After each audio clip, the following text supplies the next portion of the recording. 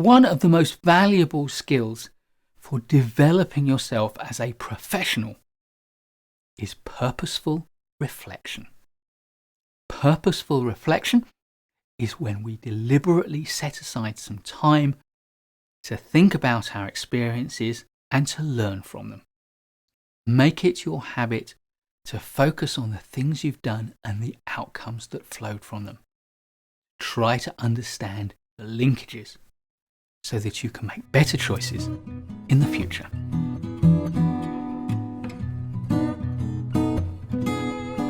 Wisdom is hard to define. It's even harder to acquire. A number of years ago, I wrote a book called Smart to Wise on that very topic, and although the hardback is now out of print, I will soon be creating a second edition as a Kindle exclusive.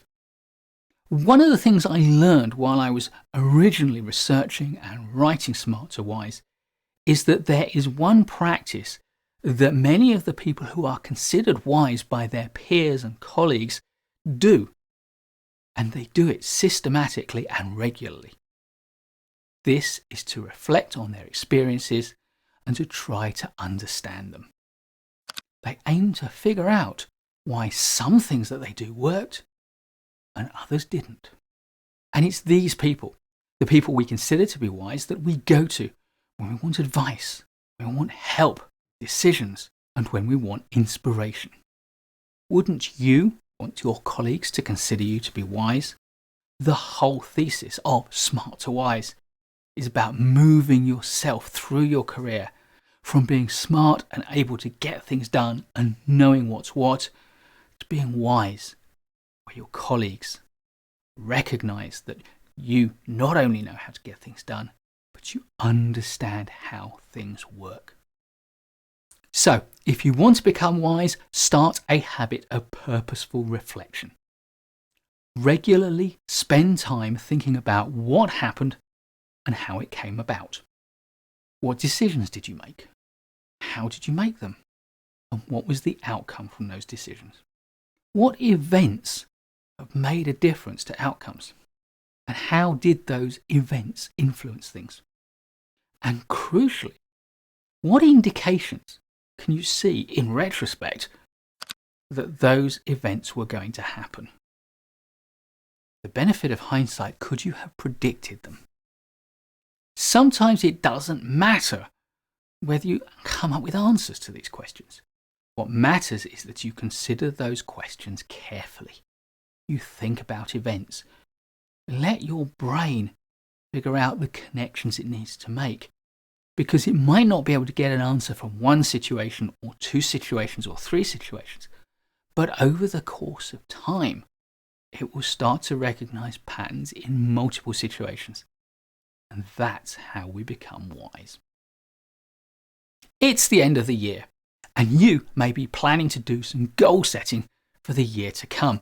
You may have done it already, it may be something you're planning to do soon, or you may not be planning to do it at all, which would be a mistake. But don't neglect the year that's gone by.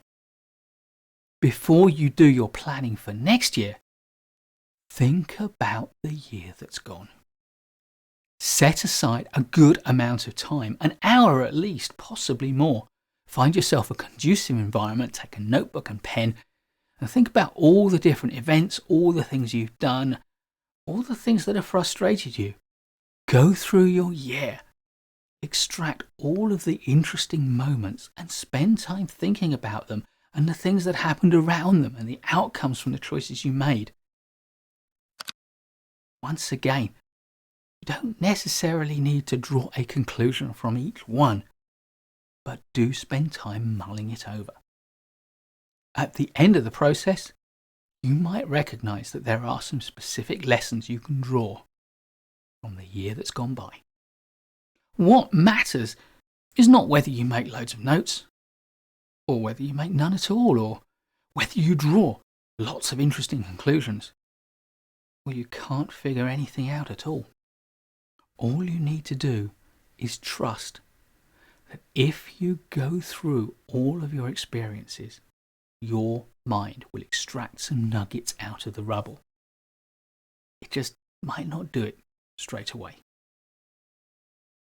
I hope you had a great year, and I hope you have an even better year to come. And one thing is for sure, your years will get better and better, year on year, if you make time for purposeful reflection. Please do give a thumbs up if you like this video. There'll be loads more great project management content in the years to come, so please subscribe to the channel and hit that bell so that you don't miss any of it. And I'll look forward to seeing you next time.